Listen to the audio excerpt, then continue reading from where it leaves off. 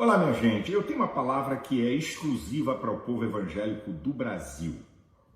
Eu quero falar aí sobre esses pseudos reformadores calvinistas, predestinados, que têm perturbado a igreja evangélica. Antes de mais nada, eu gostaria de dizer que eu reconheço que a igreja presbiteriana é a igreja de Jesus. Quero deixar isso aqui bem claro.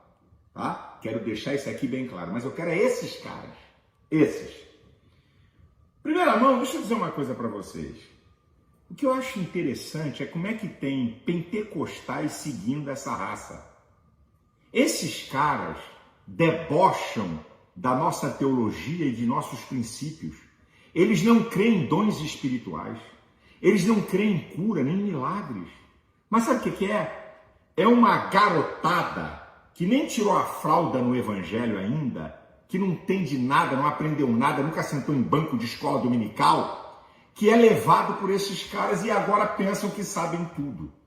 Eu vou citar mais de 60 textos da Bíblia e estou desafiando não a me refutar os textos.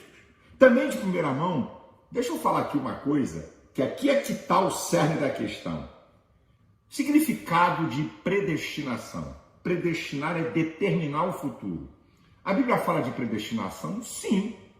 Predestinou a igreja para o céu. Predestinou pecadores ao inferno. E predestinou que Israel vai reconhecer Jesus como Messias e Senhor. A questão é que a predestinação não é fatalista, não fala de individualidades, que Deus escolheu um grupo para ir para o céu ou para o inferno. Se você decide estar na igreja, vai para o céu. Independente se você está ou não na igreja, a igreja vai para o céu. Se você decide levar uma vida de pecado, você vai para o inferno. Mas quem decide é você. Então, eu quero mostrar textos da Bíblia e vou citar textos que eles usam. E no final, eu quero dar uma palavrinha sobre esses caras para abrir a mente do povo evangélico. É muito importante o que eu vou falar aqui. Então vamos analisar os textos? É a Bíblia. Analise. Não coma pela mão de ninguém, nem pela minha. É a Bíblia. Vamos lá? Eu vou começar com Paulo, que segundo eles é o teólogo da predestinação. Em alguns textos eu vou dizer assim, eu destaco. Vou começar destacando dois conjuntos de textos. Romanos capítulo 3, do versículo 21 ao 24. E Romanos capítulo 5, do versículo 17 ao 21. Esses dois textos eu destaco. Também para você analisar Romanos 10, 13. Destaco Romanos 14, 12. Destaco Romanos 11, 21 e 22. Romanos 11, 32. Gálatas 3, 22 eu destaco. Agora eu vou chegar aqui em Efésios 2, 8, porque um puritano, reformador, refutando Silas Malafaia, aí cita Efésios 2,8. Pela graça sois salvos por meio da fé. Isto não vem de vós, é dom de Deus. Ele diz que o dom de Deus é a fé. Nesse texto, não. Nesse texto, o dom de Deus é a salvação pela graça, porque só Deus pode salvar. Vamos para o contexto? Porque texto sem contexto é pretexto para a heresia. Romanos 6, 23. O salário do pecado é a morte, mas o dom gratuito de Deus é a vida eterna por nosso Senhor Jesus Cristo. Onde é que é o dom? A salvação. A vida eterna por Cristo. Ei, a exegese está ruim, cara. Vamos lá, vamos continuar analisando. Filipenses 3, 13 e 14. Colossenses 1, 22 e 23. Eu destaco Tito 2, 11. Vamos para Hebreus? É só alguns textos, tem muito mais. Eu só estou citando aí uns 60 textos, tá? Vamos lá. Destaco Hebreus 2, do versículo 1 ao 3. Destaco, esse aqui, um super destaque. Hebreus 3, do 14 ao 19. Também destaco Hebreus 5, 9. Hebreus 10, do 37 ao 39. Vamos a Jesus. Mateus 7, versículo 13 e 14. E aqui é um super destaque. O texto áureo da Bíblia. O versículo mais importante da Bíblia, o sujeito é indeterminado e não tem predestinado. João 3,16. Porque Deus amou o mundo de tal maneira que deu o seu Filho unigênito para todo aquele que nele crê. Aquele não está determinado, é qualquer um, não é predestinado. Tem a vida eterna, não pereça, mas tem a vida eterna. Aconselho também você ler João 3,18. João 3,36, palavras de Jesus. João 17,3. Minha gente, o que é isso? Também tem um texto lá em Apocalipse 3. Eis que estou à porta e bato. Se alguém abrir, eu entro e ceio com ele. Quem abre a porta é você, porque você é livre para determinar se deixa Deus ou não entrar. E eu vou ao último convite da Bíblia, que não tem nada a ver de predestinado. O último convite do Espírito Santo e da igreja. Apocalipse 22:17. O Espírito e a esposa dizem, vem. Quem ouça, diga, vem. Quem tem sede, venha. E quem quiser, beba de graça da água da vida. Onde é que está predestinado? É qualquer um, é quem quiser. É quem quiser. A verdade é que essa predestinação fatalista elimina a graça e a justiça de Deus. Agora eu vou citar os textos que eles gostam de usar. Romanos capítulo 8, versículo 29 e 30. De fato está falando de predestinação, mas da igreja. A carta para a igreja está no plural, não está no singular. Efésios capítulo 1, versículo 4 e 5. A carta é para a igreja, está no plural, não está no singular. Está falando da igreja. Nos elegeu antes da fundação do mundo, está falando da presciência de Deus, que num tempo da eternidade determinou que a igreja vai para o céu. Não está falando de individualidades. Agora, tem aí um pseudo-reformador, não é? O moderno reformador que gosta de usar Atos 13:48. Cara, tu está precisando estudar mais um pouquinho a Bíblia. Atos 13:48 não tem nada de predestinação. O texto está mostrando os judeus que não creem, os judeus que creem e os gentios que recebem a palavra. E lá na frente, para confirmar isso, Atos 16:5 diz que as igrejas eram edificadas na fé e cresciam em número indeterminado. E a palavra grega de Atos 13:48 é uma palavra de cunho militar, usada por Lucas, é a palavra tasso, T-A-S-S-O. Não tem nada a ver com predestinação. É uma fileira e alguém que entra porque crê. Diferente da palavra grega de Romanos 8, 29 e 30. E de outros textos que falam de predestinação, que é já uma outra palavra, usada a palavra prorizo, P-R-O-O-R-I-Z-O, que está falando da igreja.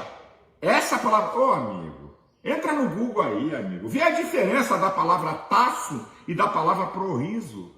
Atos 13:48 não tem nada a ver com predestinação, pega leve, não deturpa não engana os incautos não.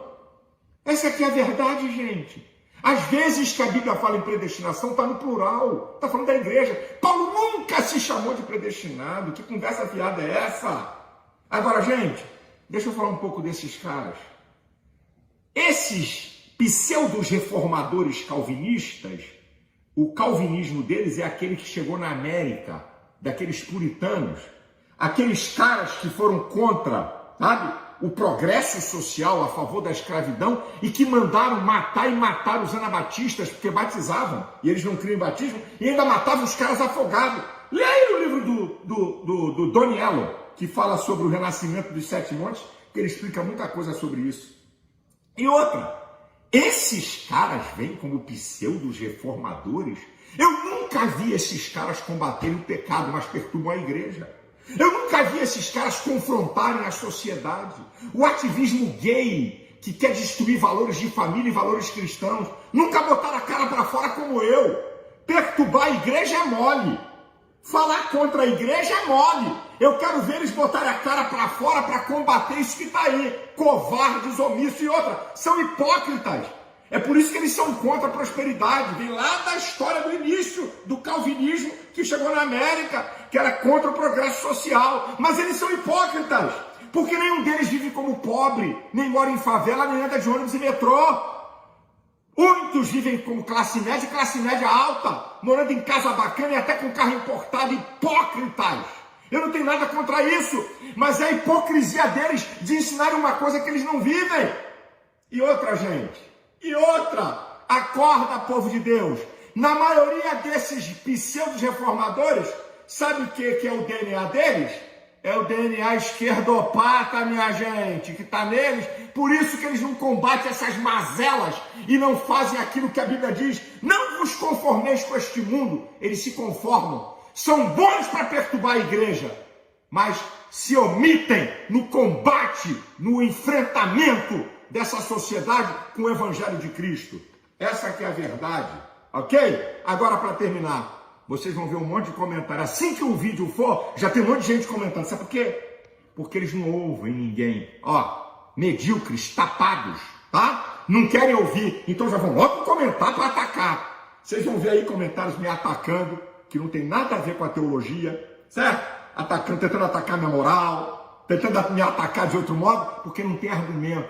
Não vem com filosofia, não. Eu estou desafiando eles a contraditarem esses mais de 60 textos que eu citei. E vocês vão rir, que vocês vão ver comentários de gente que nem viu o vídeo. Ok? Essa aqui é a verdade. Deus abençoe você, a sua família. Deus te guarde, te livre dessa gente. Deus te proteja. Creia na palavra de Deus. Seja fiel ao Senhor, porque salvação é para quem obedece. Um grande abraço. Assim como nos escolheu nele, antes da fundação do mundo, para sermos santos e irrepreensíveis perante ele. Eu tenho certeza que, para muita gente, essa lista de Paulo está equivocada. Quando a gente fala que Deus elegeu, que Deus escolheu antes da fundação do mundo, a primeira reação é: puxa, mas isso aí não está escrito que Deus não faz acepção de pessoas? Quando você escolhe uma pessoa, você escolhe uma e deixa de escolher outra. Se para com Deus não tem acepção de pessoas, como é que nós podemos falar a respeito de escolha da parte de Deus?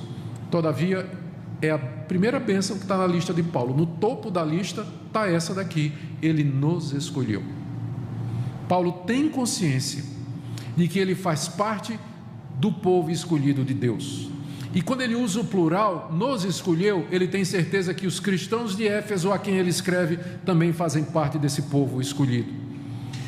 Eu não sei o que é que você pensa a respeito da escolha ou da eleição, mas uma coisa eu sei: para o apóstolo Paulo era motivo de gratidão, era motivo de bendizer a Deus, não era motivo de ficar chateado ou preocupado, mas era um motivo de louvor e adoração a Deus. Bendito seja Deus, porque nos escolheu antes da fundação do mundo para sermos santos e irrepreensíveis perante ele. Note alguma coisa, o que é que Paulo diz a respeito dessa escolha. Primeiro, que ela foi feita antes da fundação do mundo. O mundo não tinha sido fundado, criado, a terra não tinha sido povoada, a raça humana ainda não existia e Deus já fez a escolha. Ou seja, ela não foi baseada no seu comportamento, essa escolha não foi baseada no seu mérito, na sua moralidade ou na sua fé, porque quando Deus fez a escolha, o mundo nem existia ainda. Nem existia. Então, essa escolha não é com base na criatura ou qualquer coisa que haja nela. Segundo, ele nos diz aqui que essa escolha foi em Cristo, assim como nos escolheu nele. A escolha foi em Cristo Jesus. Não nos é dado o critério pelo qual Deus escolheu A e não escolheu B. Deus tem um critério, mas esse critério está oculto, não nos é revelado na Escritura. Com certeza não é o seu mérito, não são as suas obras, e com certeza não é a presciência de Deus, que Deus viu quem é que ia fazer o quê, porque nem mundo havia. O critério de Deus foi Cristo, nos escolheu em Cristo, na pessoa de Cristo. Cristo é o centro e a chave para entendermos esse mistério. O propósito de Deus era dar ao seu Filho e através do seu Filho um povo que fosse seu. Daí a igreja, daí o tema da carta ser a igreja, porque veja o que ele diz em seguida: nos escolheu nele antes da fundação do mundo para sermos santos e irrepreensíveis perante ele. Essa é a razão da escolha, essa é a razão pela qual na eternidade Deus escolhe, Deus determina a criação, o surgimento de um povo em Cristo Jesus, antes que o mundo existisse, para que fosse um povo que estivesse diante dele, nas palavras de Paulo, de maneira santa e irrepreensível. A escolha de Deus não foi para que você vivesse de qualquer forma, mas Deus nos escolheu para vivermos de maneira santa irrepreensível aqui nesse mundo. Quando falo irrepreensível, não pensemos em perfeição, porque todo o restante da Bíblia vai nos dizer que os escolhidos também pecam, e há exemplos claros de escolhidos que pecaram e pecam, mas quando fala de irrepreensível, é que o alvo de Deus é que esse povo não seja conhecido por ser um povo mentiroso, fofoqueiro, desonesto, imoral, desobediente, avarento, perverso, impuro, pervertido, não, mas um povo que anda diante de Deus, que ama a Deus e quer fazer a vontade de Deus. Foi para isso que Deus escolheu. Esse é o alvo da escolha de Deus. As implicações disso são muito graves e sérias. Há pessoas que acham que são eleitas, que fazem parte desse povo eleito, mas a vida delas não mostra nenhuma eleição. Como é que você sabe que você faz parte desse povo escolhido? Se Deus escolheu esse povo para ser santo e irrepreensível, você não pode viver uma vida de imoralidade, de fornicação, de mentira, de prostituição, de impureza, de adultério, de desonestidade e ainda ter o desplante de dizer que você foi escolhido por Deus para fazer parte do povo dele. Porque Deus nos escolheu com um propósito, e quando Ele chama os seus escolhidos, Ele opera no coração desses escolhidos a transformação que nós chamamos de novo nascimento e em seguida de santificação, porque foi para isso que Ele escolheu esse povo. Então, onde não há santidade, também não houve escolha, também não teve escolha. Não é que é a minha santidade que vai fazer com que eu mereça a escolha, mas ela é um reflexo da escolha graciosa de Deus antes da fundação do mundo. Bendito seja o Deus e Pai, que nos escolheu antes da fundação do mundo para sermos santos e irrepreensíveis perante Ele. A segunda bênção na lista de Paulo também não está na lista de muita gente, é a predestinação. Se a eleição já é complicado, predestinação deixa muita gente de orelha em pé, né? E cabelo arrepiado. Bom, mas está na lista aqui, é o final do verso 4. E em amor nos predestinou para Ele, para a adoção de filhos por meio de Jesus Cristo, segundo o beneplácito de sua vontade.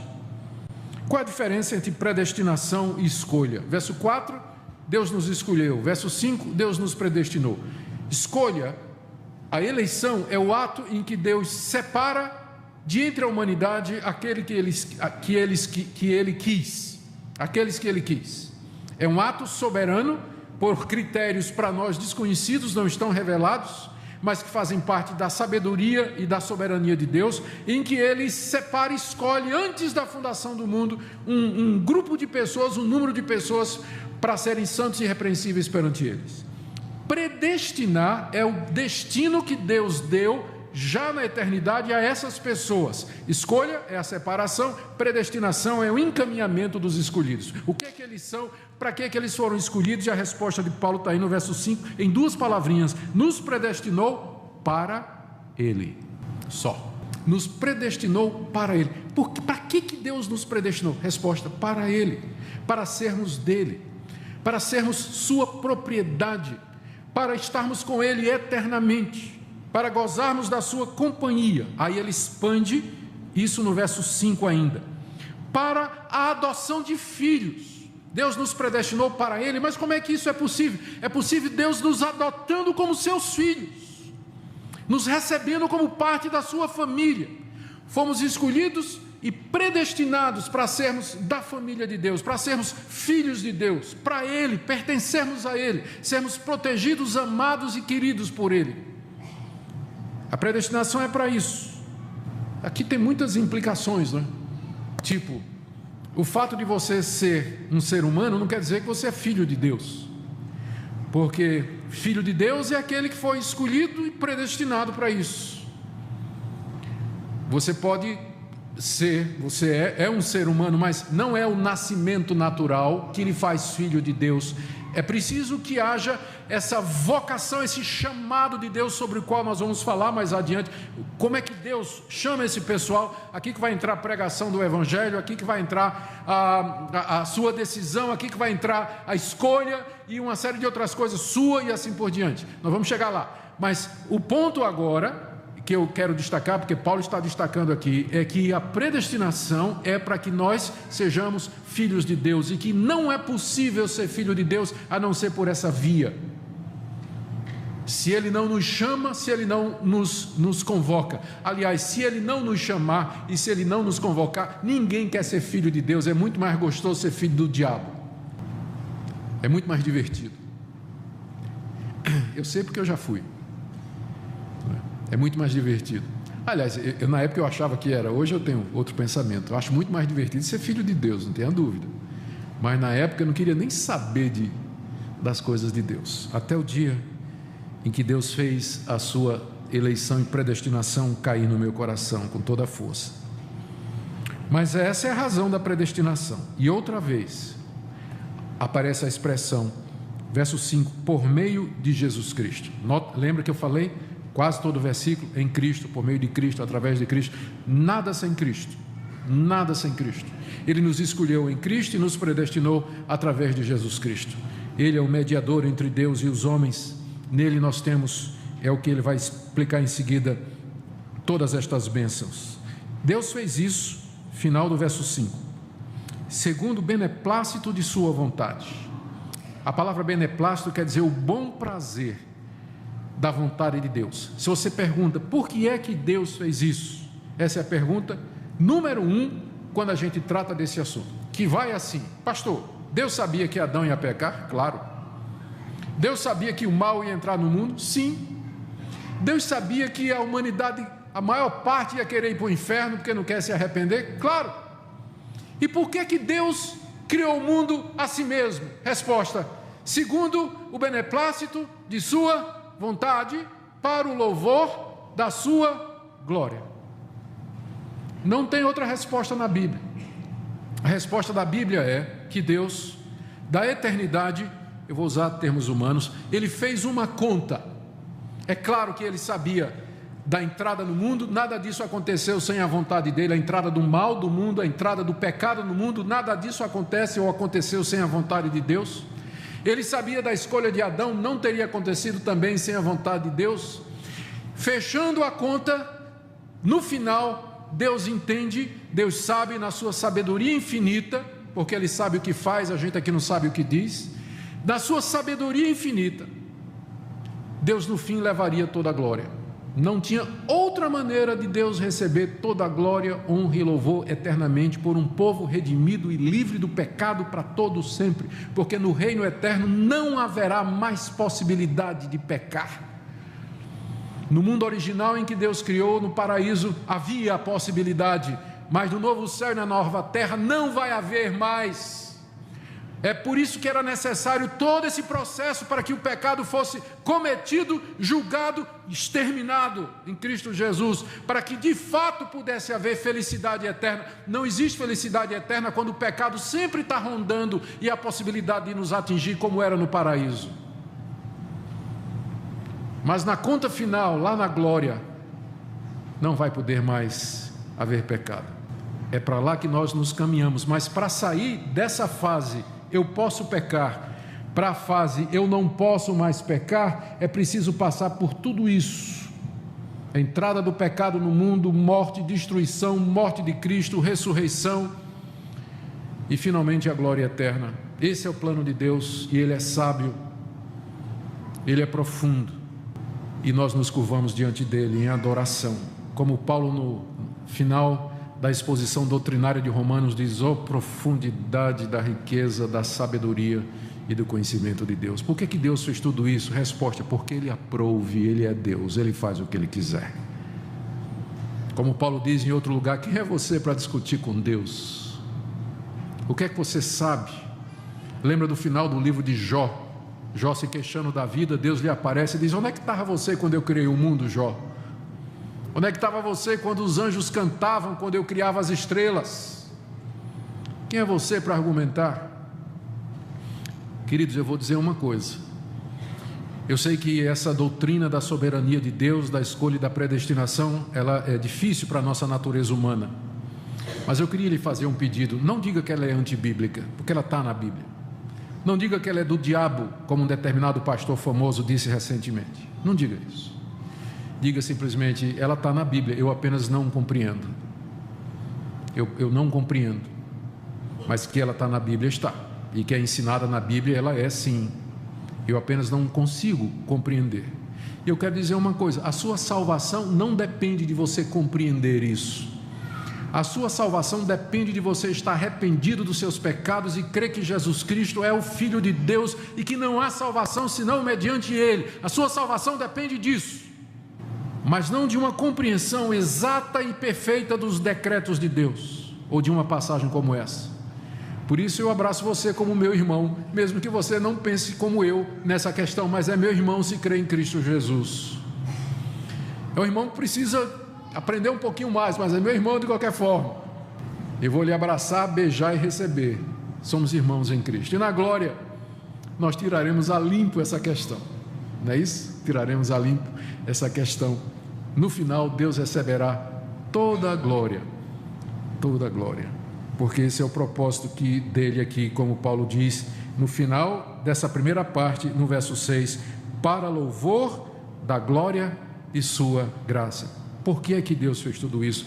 Para que a sua graça fosse louvada, recebendo então toda a glória, para que na eternidade afora, os povos redimidos, a nação redimida,